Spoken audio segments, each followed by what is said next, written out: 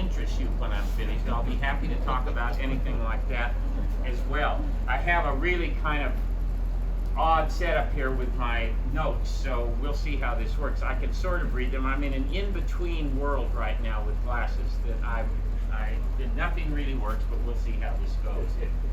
So Longstreet is what I'm going to talk about tonight, and I'm going to use him and specifically his actions relating to the campaign of Second Manassas or Bull Run as an example of why it's always important to make a distinction between history and historical memory. It's one of the hardest things to get students to understand, to get them to understand that yes, something happened, but people remember what happened differently. You're all going to remember this differently tonight. You'll go home, we're all here, the same thing's going to happen here for all of you, but you're not going to have the same memories of it. Some of you may have a good time, some of you may not have a good time. Some of you may need help after this tonight. But the key thing is to understand that those two things are always sort of working against one another, and that it's the historical memory that often trumps what actually happened, because that's the version of history that you embrace, and that's what has become what actually happened for you. Well, what I'm going to talk about with Longstreet tonight is an example of how different people deal with a series of past events in different ways. But before I get to that, I want to begin with three framing observations about Longstreet. And the first one is Longstreet was a very gifted and successful Corps commander during the Civil War who had an extremely high reputation among Confederates, both civilian and military, during the war. During the war, he's a towering figure. Second, first to last during the war, Robert E. Lee had a very high opinion of James Longstreet as well. Longstreet was always Lee's senior subordinate, the senior subordinate in the Army in Northern Virginia. Always senior to Stonewall Jackson in that regard, which most people do not know. Two quotations about Lee, one by Lee and another one about Lee, convey a good sense of what he thought about Longstreet. In the wake of the 7 Days, Lee's first campaign, when he was dealing with a group of, shall we say, differently talented subordinates, James Longstreet stood out, and after the campaign, Lee described him as the staff in my right hand during the 7 Days. He's the best subordinate during the 7 Days. Stonewall Jackson, as many of you know, did so wretchedly during the 7 Days that a number of people at Army headquarters wanted to court-martial him after his failures, especially at White Oak Swamp. That's one indication of Lee's thinking about Longstreet. But another came on May 6, 1864 in the Wilderness, when Lee learned that Jackson had been shot by his own men along the Plank Road in the midst of launching a flanking assault, eerily similar to what happened to Stonewall Jackson on May the 2nd at Chancellorsville a year earlier. A staff officer was nearby, and he described, and I'll quote him here, quote, the sadness in Lee's face and the almost despairing movement of his hands when he was told that Longstreet had fallen. He's lost his best guy, the only guy he can really rely on by that point. My point is, Lee always thought very well of Longstreet. They had a very good relationship. He gave Longstreet a nickname. Lee was not a touchy-feely guy, as you know. Lee would never have gone on television and bared his soul about anything. He just didn't operate that way. But in the wake of the fighting at Antietam on September 17th, when he saw Longstreet late in the day, he actually went over to him and almost made physical contact. Came very close, Scott, about like this, and says, here's my old war horse. From the field he has done. I mean, that's a remarkable outpouring of emotion for Lee, who's pretty buttoned down. He only gave those kind of nicknames to two people, one to Longstreet, then one to Jubal Early, whom he called my bad old man. It's a great nickname, and that gets Jubal Early right as well.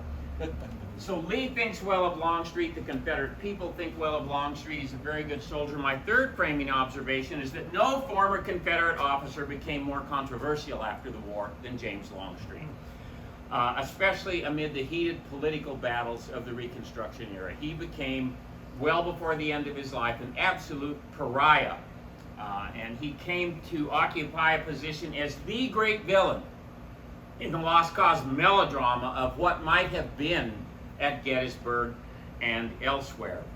And we will see how former Confederates tied Gettysburg to 2nd Manassas in terms of how they dealt with Longstreet as time went on. All right, let's go now to a scene on August 30th, 1862. Not far west of where we are this evening, the 41-year-old Longstreet watched as long lines of his infantry poured eastward towards shaken Federal units who were deployed on both sides of the Warrenton Turnpike. It was about 4:30 in the afternoon, and the Battle of 2nd Manassas, you all know this, was entering its final phase.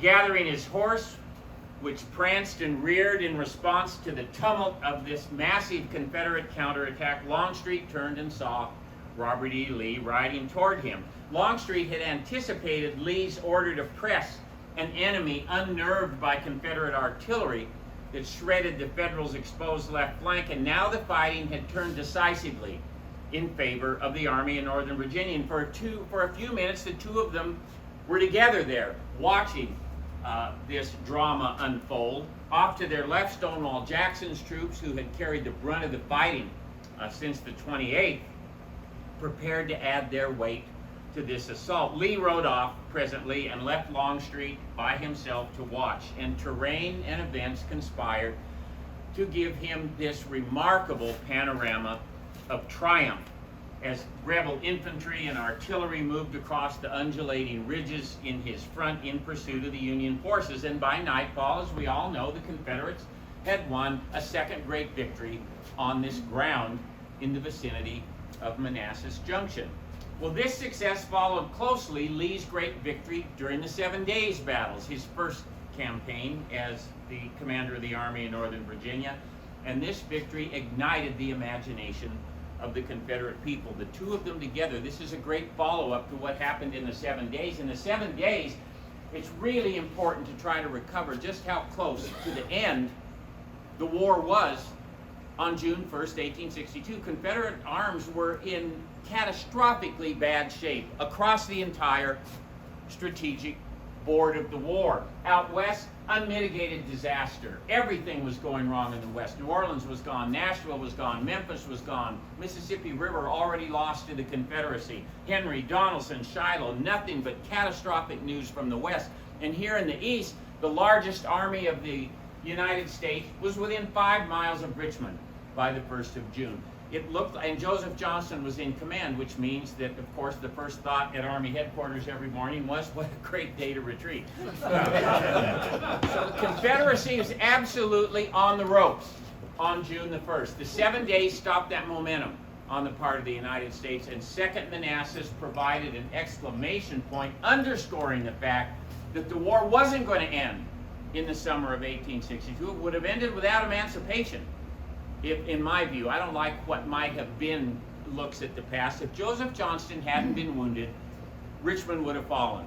And if Richmond had fallen, the war would have been over. And George B. McClellan would probably be on the $5 bill, and emancipation would not have come. The 7 Days is a seismic turning point in the war, and 2nd Manassas carries that momentum forward in a way that made the Confederate people embrace what happened here with tremendous joy, and helped cement the position of the Army of Northern Virginia in their minds as their preeminent hope for success in this war to establish their slaveholding republic. This is a really important moment, and when they look at this battle, they look at Lee, and they look at Longstreet, and they look at Jackson, and they accord a great deal of praise to all three of them. These are three tremendously successful soldiers here as far as the Confederate people are concerned. And from the welter of subordinates that Lee had inherited when he took over the army outside Richmond, there were the army, the largest command, subordinate command, was a division when Lee took over. He had a bunch of major generals who were commanding divisions. Confederates wouldn't embrace the Corps as a larger unit until the fall of 1862. But Lee divided the army into wings, in effect corps, but they're wings, and he gave the right wing to Longstreet and the left wing to Jackson. They become his two great subordinates in the wake of the 7 Days, each commanding half of the infantry in the army. But Longstreet, the senior of the two.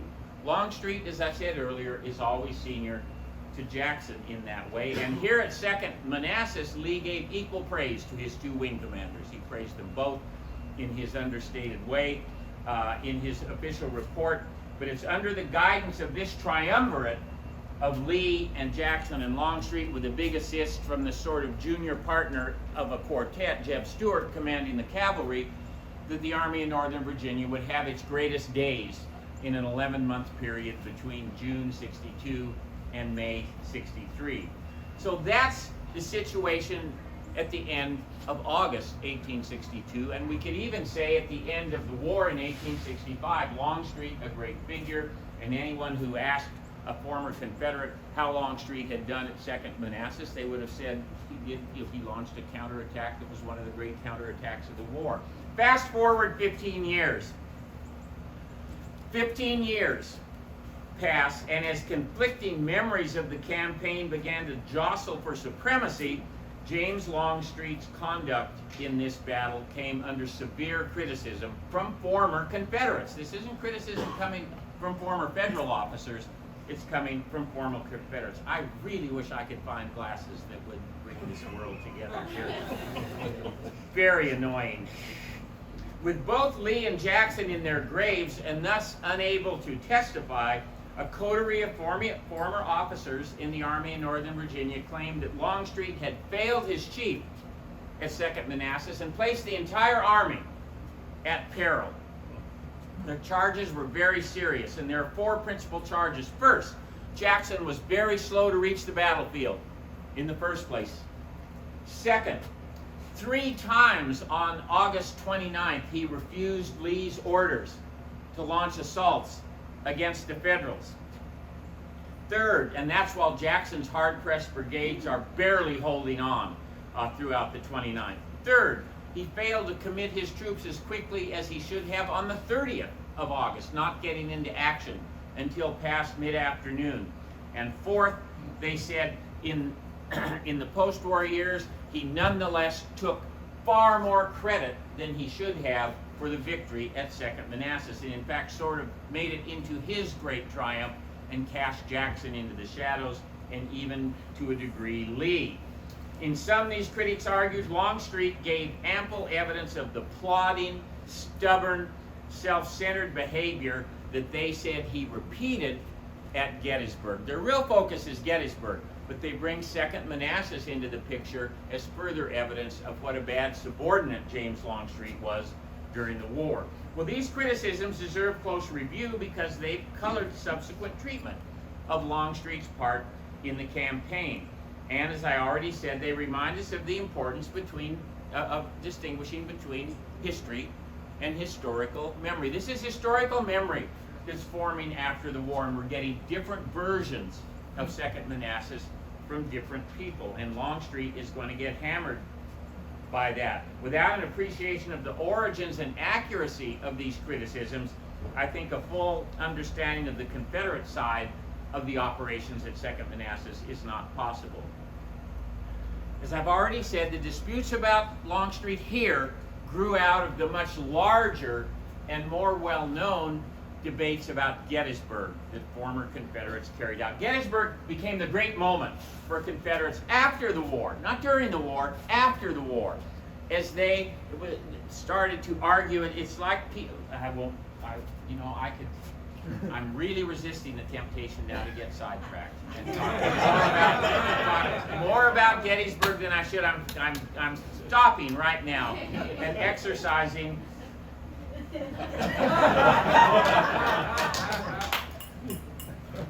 great self-control, more than I often do. But I have to talk a little about it. On January 1873, at the dedication of the Lee Chapel in Lexington, Virginia, William Nelson Pendleton, who'd been the chief of artillery in the Army of Northern Virginia during the war, the young gunners, of course, knew him by their nickname for him, which was Granny Pendleton. I don't need to tell you, not the best nickname if you're a general. Granny Pendleton. Lee kept Pendleton for the whole war. He was good at some things, not very good at others. Anyway, Pendleton blamed Longstreet for the defeat at Gettysburg outright. Why did we lose at Gettysburg? James Longstreet. Jubal Early one of the great characters of the war, as all of you know, immediately got on board. So did J. William Jones, so did Fitzhugh Lee, Richard Taylor, and others. They seconded Pendleton's arguments from that speech on the anniversary of Lee's birth in 1873. They said that it was Longstreet's slowness on July 2nd. They argued there was a sunrise attack order on July 2nd that Longstreet ignored, and then his slowness again on July 3rd at Gettysburg that cost Lee the battle, and by extension, the Confederacy the war. Now, former Confederates had two reasons why they lost the war. The most common one was we never could have won because the Yankees had too much of everything. There were so many Yankees you couldn't even count them, and all those hirelings from Ireland and Germany who didn't even know what they were doing but went in the army and fought like Hessians. That's one of the Confederate arguments. We never could have won, but the reason B is we could have won except for James Longstreet at Gettysburg. Those two are, of course, mutual. You cannot reconcile those two. If we never could have won, it doesn't matter what Longstreet did at Gettysburg. But if you need a backup reason why you didn't win, it's late at night, you're tired of talking about the other one, then you can drag Longstreet out and say that it's all his fault.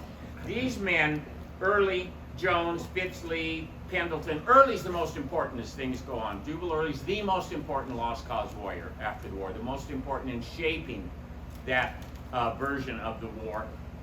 They were among the leading participants in a movement that sought to canonize Lee as the transcendent hero of the lost cause.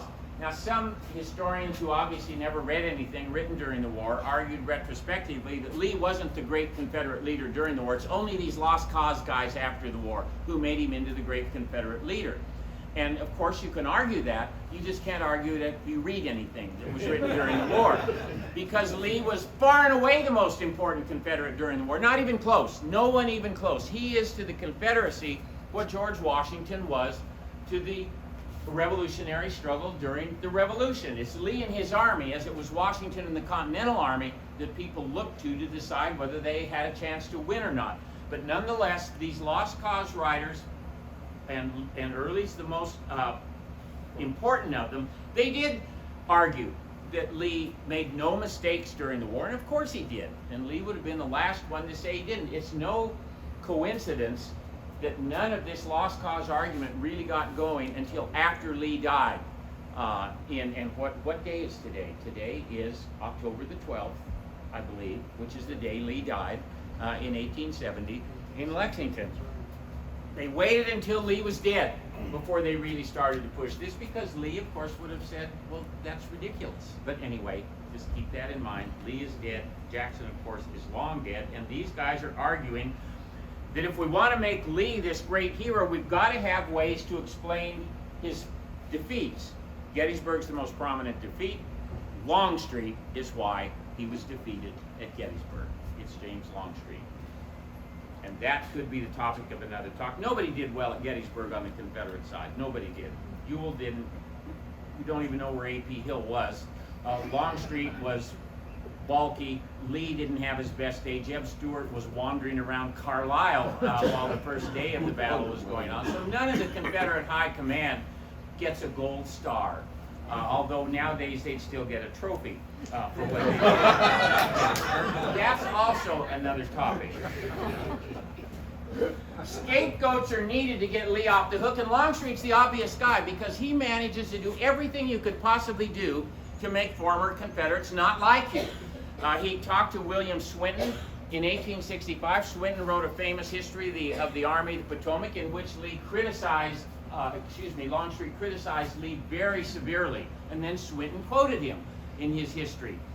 Lee also gave quotations to other newspapers about Lee and Lee's failures as a commander. He took office from Republicans. He and Grant had been great friends before the war. He was at Grant's wedding, and they resumed that. He even became a Catholic, for God's sake. He must have sat down at night and said, am I forgetting something that would make people unhappy with me? Grant, I became a Republican. Yeah, I criticized Lee. Oh, that's right, I can convert to Catholicism. That was going to be. The point is, he becomes the perfect target for people who are looking for someone to pile on to get Lee off the hook.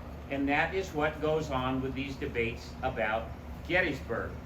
Champions of Lee portrayed Longstreet as willful, unreliable, slow, clumsy in movement and thought, and given to magnifying his own importance. In other words, they describe him kind of like a typical faculty member. But they insisted that Lee viewed Jackson as his preeminent subordinate and trusted Jackson. Jackson is free to move on his own. Lee trusted him. Longstreet needed to be watched. Had to keep an eye on Longstreet because you weren't sure he'd do what you wanted him to do unless you kept an eye on him. In 1878, Fitzhugh Lee, who's a very colorful fellow, Lee's nephew, who was in the cavalry, as all of you know, in the Army, quoted an anonymous source. So this is Lee quoting an anonymous source to make the point. Anyway, this anonymous source said, quote, he's quoting General Lee, this anonymous source is, quoting General Robert E. Lee, and we're learning about it from Fitz Lee, his nephew. General Longstreet, when once in a fight, was a most brilliant soldier, but he was the hardest man to move I had in my army. Fits perfectly with this Longstreet is slow. And Jubal Early, of course, was all over that. In 1878, he said that during the war, Lee said to him, to Early, quote, Longstreet is a very good fighter when he gets in position and gets everything ready, but he is so slow. Jubal Early was Commonwealth's attorney down in Rocky Mount, Virginia, as many of you know, and we all know that lawyers use evidence differently than historians should use it anyway. Lawyers look at 10 pieces of evidence, pick the 2 that suit their argument, and use those. Historians look at 10 pieces of evidence, and if 8 say A and 2 say B, you should argue A if you're a historian. If you're a lawyer, it makes no difference. As long as any suits you, you quote those. Old Jube was pretty good. He put on his lawyer's togs in a lot of these arguments. These notions about Longstreet as slow helped Longstreet's critics get past one sticking point. Lee often hung out at Longstreet's headquarters.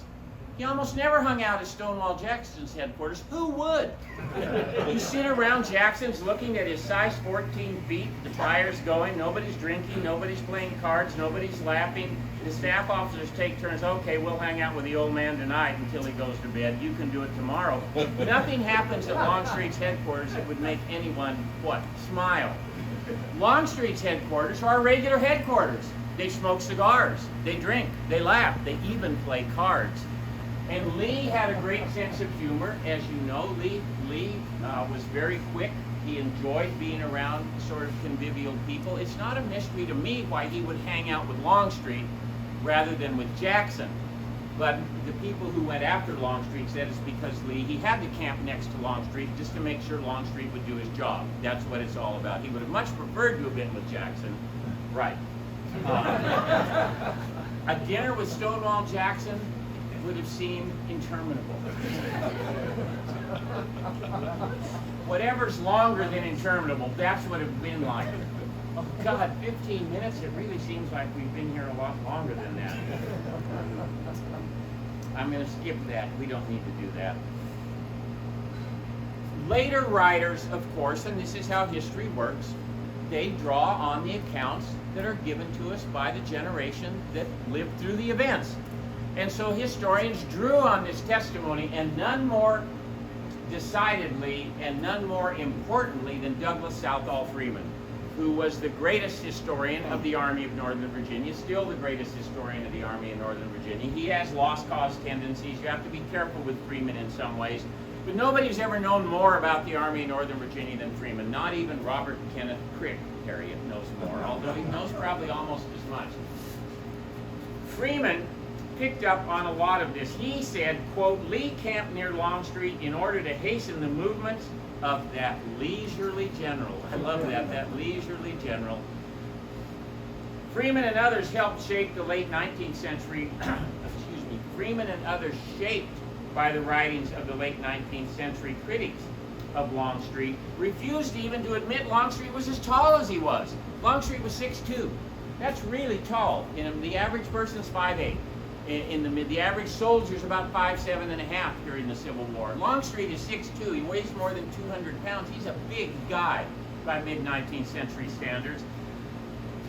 Moxley Sorrell, a member of Longstreet's SAC, who knew Longstreet as well as anyone, was around him as much as anyone, He described him as, quote, a soldier every inch and very handsome, tall and well proportioned, strong and active, a superb horseman. His horse was 17 hands tall, very much unlike the horse he's on at Gettysburg in that statue. Any of you who've seen that, he looks like, you know, Tom Berenger on a carousel horse there. Actual horse was a real horse.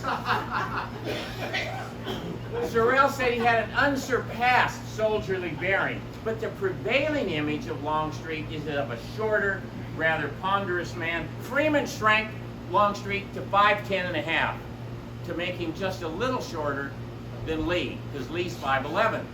In Freeman's writings, Longstreet can't be taller than Lee, although he actually was 3 inches taller than Lee. Now, to be fair, Longstreet's own post-war writings gave ammunition to his enemies. He is not great with words.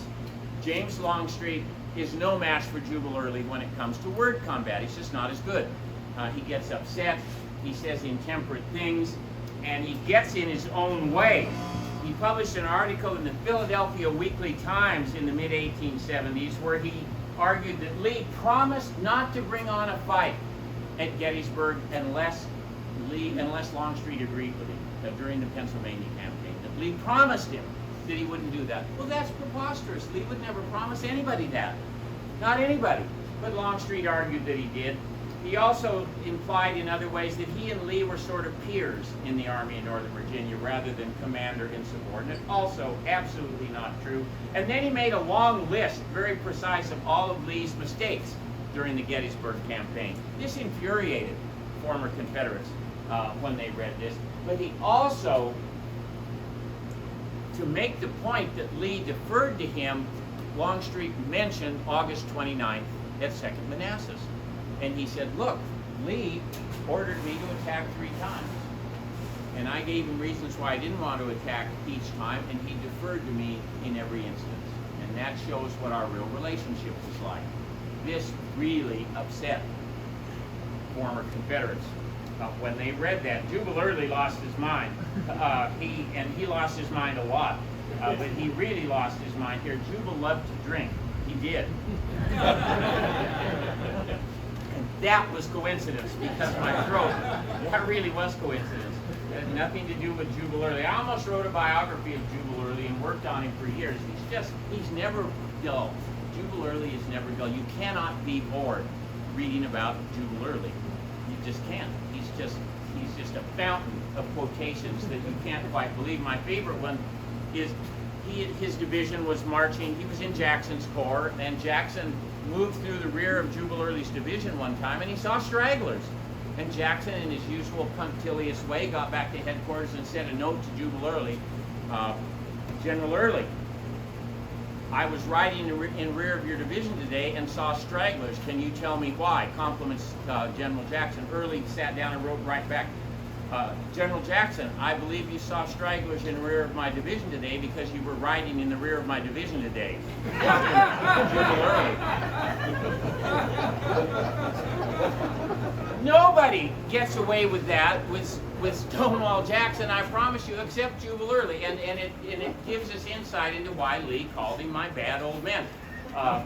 Early never got married, but he had at least 4 children.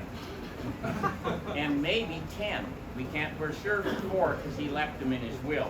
Anyway, Early was very upset with this article and the stuff about Second Bull Run that appeared in Longstreet's article, and began to use what Longstreet said there about his relationship with Lee to hammer him about what he'd done at Gettysburg.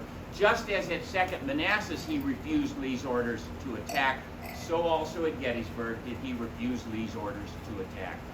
And at 2nd Manassas it proved to be okay because of the hard fighting of Jackson's corps and everything worked out. At Gettysburg it didn't. And partly because, of course, Stonewall Jackson wasn't there. We all know that. I'm not sure I've ever given a talk in 30 years when somebody, no matter what the topic was, didn't ask in the question some version of, what if Stonewall Jackson had been at Gettysburg? I mean, that is just floating in the ether. Floating in the ether. We all know what would have happened. He'd been dead for 2 months. so he would have had no effect at all. He wouldn't have had the slightest effect on what happened at Gettysburg, any more than any other corpse would have. Stephen D. Lee waded into this. Stephen D. Lee was the artillery battalion commander who had the guns that were in the hinge between Longstreet's wing and Jackson's wing. You're all naughty. You all know all of this already. Another reason why I didn't want to give a tactical talk here, your eyes would have glazed over. But Stephen D. Lee weighed in. Longstreet claimed that he brought guns to bear that stopped the Federal attacks on the 30th, even before the infantry got into action. Stephen D. Lee said, well, I really think it was my guns that did that, not the ones that Longstreet brought up to do it. I mean, he wasn't hard on Longstreet especially, but just said that claim of Longstreet probably wasn't right. Lee was accurate there. It was Lee's guns that did it. Early wanted the greatest possible censure for Longstreet, and Longstreet's article helped him to accomplish that goal. And one of the good indicators of this is the writings of Walter H. Taylor. Taylor, of course, was Lee's, he wasn't officially Lee's chief of staff, but he really functioned that way for a lot. He's a very young guy, many of you know, down from Norfolk. He's with Lee literally from the beginning of the war, when Lee was just in charge of Virginia State Forces, very early in the war, 2 Appomattox. And he's there in Richmond when those famous photographs of Lee are taken with his son Custis on one side and Walter Taylor on the other, with Lee looking right at the camera in defeat at the end of the war. Walter Taylor was around Lee as much as anybody. His wartime letters, which have been published, are absolutely essential to anybody who wants to understand the Army Northern Virginia. He wrote 2 very important books, one of which came out in 1875 and one came out in 1906. But Taylor's writings show the impact of how these attacks by Early and others had an effect on Longstreet's reputation, and I'll use him this way. During the war, Taylor wrote, his wartime letters are very, very warm toward Longstreet. He clearly admires Longstreet, considers Longstreet essential to the Army. When Longstreet and 2 divisions of his 1st Corps came back to Virginia in April of 1864 after being out in Tennessee for several months, Taylor gushed, quote, a portion of our family, and he underlined that, a portion of our family has been returned to us. Old Pete Longstreet is with us, and all seems propitious. He couldn't have been happier to have Longstreet back.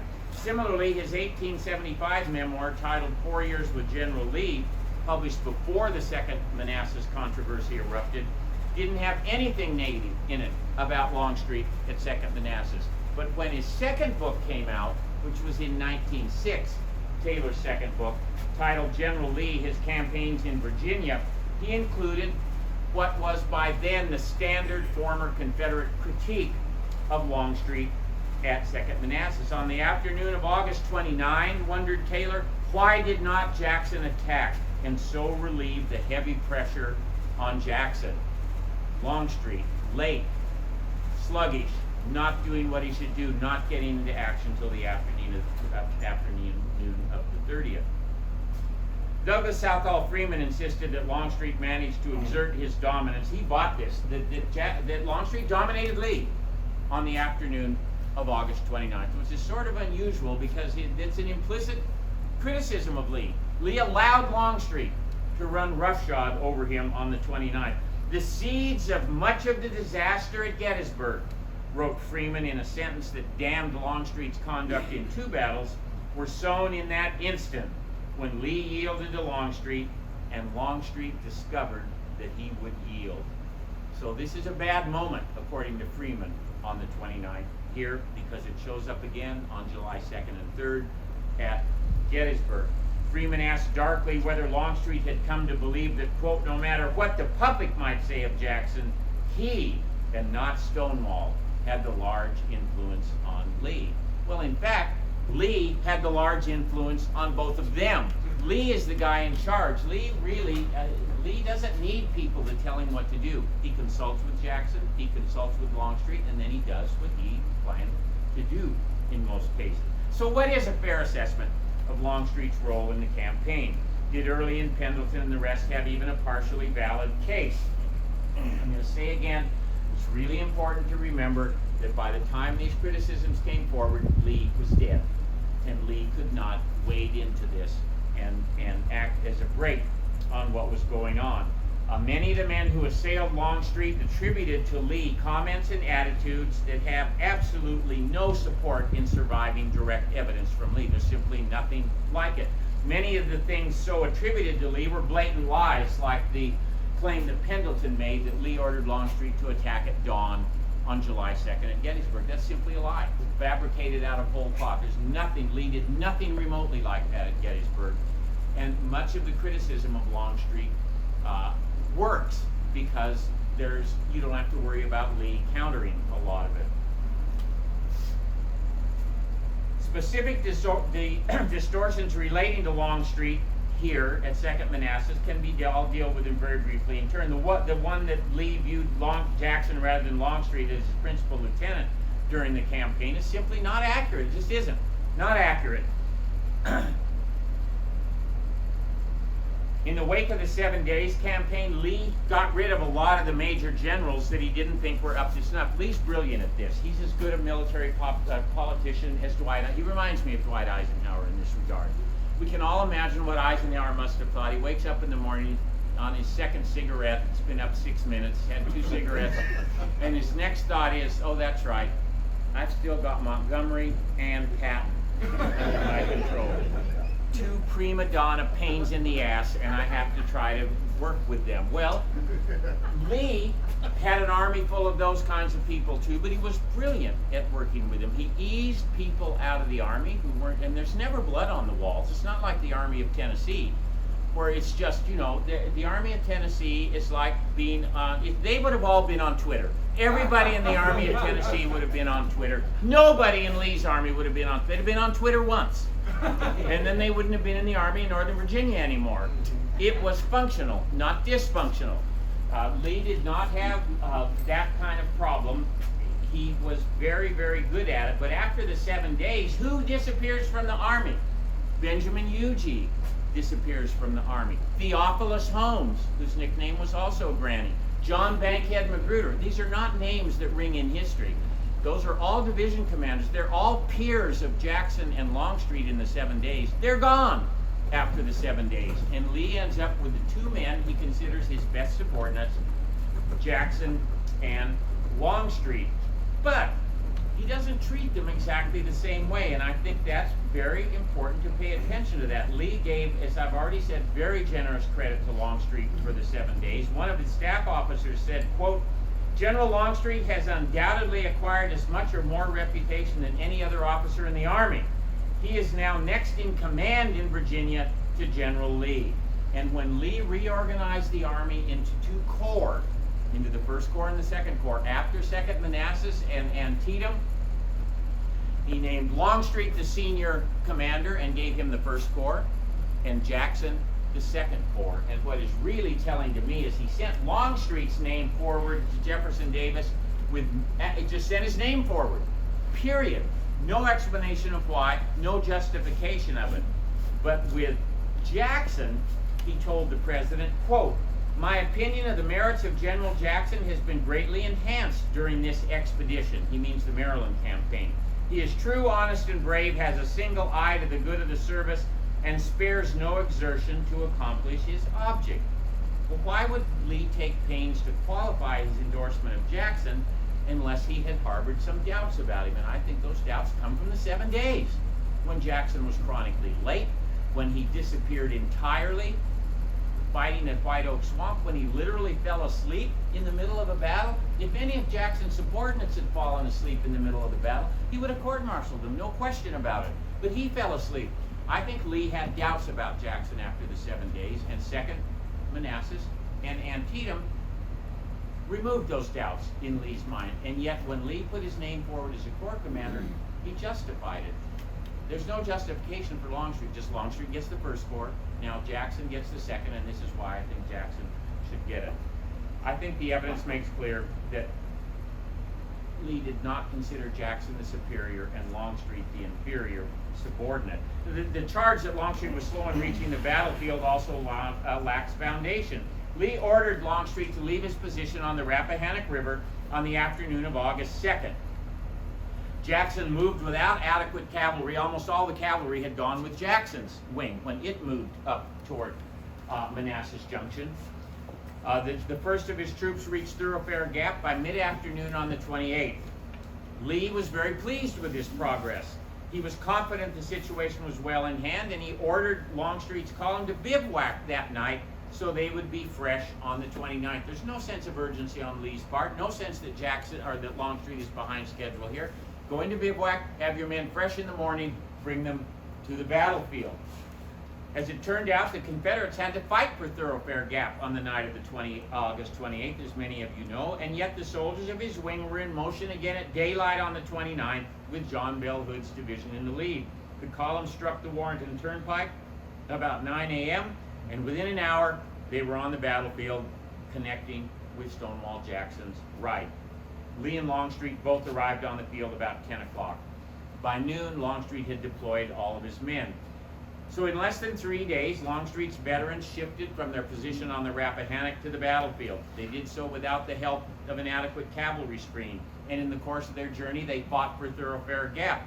By any reasonable standard, it was an excellent march that compared favorably with what Jackson's troops had accomplished in covering the same ground. So now Longstreet's on the field, and it was at this point that his critics painted the most unflattering picture of his performance, because they say he refused all these orders to attack. And he did. Lee first ordered Longstreet to attack about noon on the 29th. Longstreet replied quite properly that he wanted to check the ground first, and in an hour's reconnaissance he found that Federals extended well south of the Warrenton Turnpike and occupied strong ground. There was also an unconfirmed report of Union troops at Manassas Junction. If that were true, it was possible that a Federal flanking movement could strike the right of any assaulting column that Longstreet might put in motion. Lee was somewhat skeptical, but as he and Longstreet discussed the problem, Jeb Stuart arrived with news that a Union force was indeed approaching from the southeast along the Manassas-Gainesville Road. A disappointed Lee agreed that nothing should be done until he knew more about that Union threat. So there's the first order.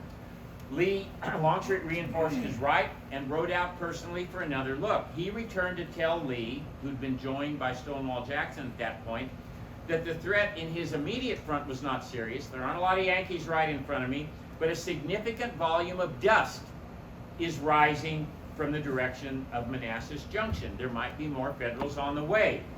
Lee listened and then suggested for a second time, they're about to begin the third act. Lee listened and then suggested for a second time that Longstreet attack. So here's the second order. Longstreet said, let me wait and find out about this potential threat from Manassas Junction. Lee reluctantly assented to postpone. Within a few minutes, Stuart joined Lee and Longstreet again, this time with intelligence that it looked like this was Fitz-John Porter's 5th Corps that was approaching from the direction of Manassas Junction, the largest corps in the Army of the Potomac. Lee decided it would be unsound to move with a potentially serious threat to Longstreet's right. So the second order is off. Lee decides it should be off.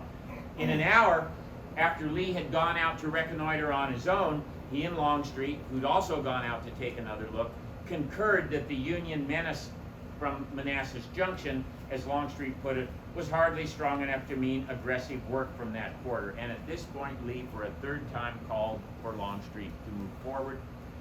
It by now was about 4 o'clock in the afternoon. Longstreet said it's too late in the day to really try to get something big going. There's no daylight savings time then. It'd be dark about 7:30. As we all know, before it's the end of August, it'd be dark much earlier than that. Longstreet proposed a reconnaissance in force to figure out just where the Federals were and then to position his men for a very early assault on August the 30th. That's Longstreet's comeback, and Lee assented to that as well after he heard from John Bell Hood, who's by any measure probably the most aggressive division commander in the Army. Hood, you point Hood towards something and say attack, and that's what he does. That's what he's really good at. He's not good at commanding an army, but he's really good at launching attacks. Hood goes out, he gets into contact with the Federals and says, we shouldn't do this tonight. We should try to get in shape and do it in the morning.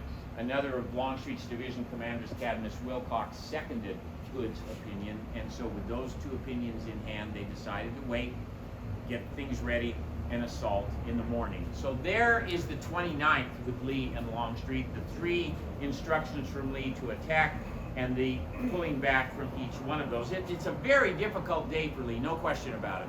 Lee's first impulse always is to attack, always.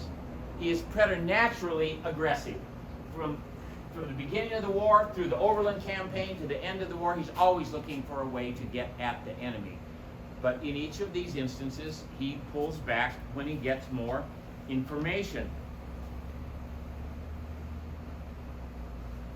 Lee's style of command had him talk to senior subordinates, and this is perfectly in line with what he did throughout his relationships with Lee and Jackson.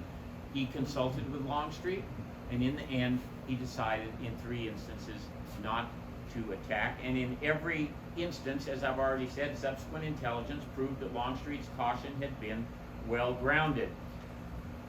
The allegation that Longstreet was slow to attack and relieve pressure on Jackson on the afternoon of August 30th can be dismissed quickly. Lee wanted to see Pope resume the offensive that day. He shifted. He wanted Pope to attack and then launch a counterattack. Wait until Pope attacks, see if there's an opening, and then counterattack. As the hours slipped by with no renewal of the Union attacks, Lee talked about maybe that night trying to get around Pope's right flank, with Jackson making the main move and Longstreet in a supporting role. But as the day unfolded, as we know, John Pope, who also had a very bad day that day, also didn't pay attention to reports of Longstreet's presence. Didn't even believe Longstreet was on the field. He did launch attacks late in the day, and as we know, the artillery disrupted them initially, and then Longstreet put into action a massive counterattack. He put 30,000 troops into motion in 30 minutes. There's not another example during the war of someone committing that many troops that quickly, as effectively as Longstreet did on the afternoon of August 30th, that Second Bull Run. And it was a devastating counterattack, as we know. Lee couldn't have asked for a better response from a subordinate than he got from Longstreet on the afternoon of August 30th. The final complaint about Longstreet, that he claimed too much credit for himself, he did. And he tended to deprecate what Jackson had done. I think he got tired of everybody. It's Jackson, Jackson, Jackson, Jackson, Jackson, Jackson. And I think Longstreet at some point thought, you know, enough of this Virginia-centric view of what was going on in the war. It's really interesting. I mean, Longstreet's a Deep South guy. It's hard to even decide which state to assign him to. Is it South Carolina, where he was born, Alabama, where he was sent to West Point, Georgia, which he's really associated with Georgia. But it's Deep South. His corps. Second day at Gettysburg, Longstreet's corps, the 2 divisions that fight at Gettysburg, every unit in those 2 divisions is from the Deep South. Longstreet has a Deep South perspective, and the Deep South doesn't get as much love as Virginia does. I mean, North Carolinians are perpetually upset about how much love Virginia gets in the Army. But so was the Deep South. So was the Deep South. And I think Longstreet does suffer from some of that. He wasn't as generous to Jackson as he should have been. It's not, I mean, that doesn't mean he should have been that way, but I think it's not hard to understand why he was that way. He was jealous of Jackson's reputation, as he wrote to a friend in 1885 that Jackson was clever. There's a word, clever. I don't think clever is really a very positive word. That Jackson was clever, there is no doubt, but that he was superhuman, as Virginians who've written about him would have the world believe, there's room for grave doubts. And of course, he has Jubal Early just at him. Jubal Early is like. It's like a chigger attack. Jubal Early gets under his skin, and you just can't make it go away. He's beyond annoying. He's worse than a tick. He's just, and he wants to get back at him as well. Overall, I think Longstreet performed very capably during the entire campaign of Second Manassas, and I think the evidence strongly suggests that Lee took a similar view.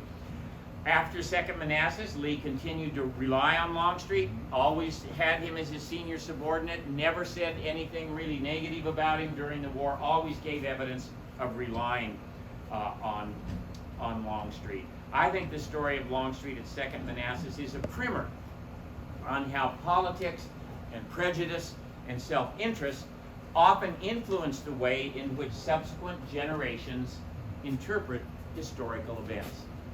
You're our timekeeper. What time is it?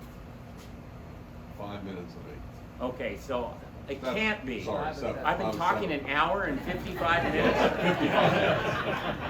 Wow. Okay, well, I lied. I said it would be 35 minutes and it was long, but now it's over. And the floor is open to comments or arguments or corrections, whatever you want to do. Yes.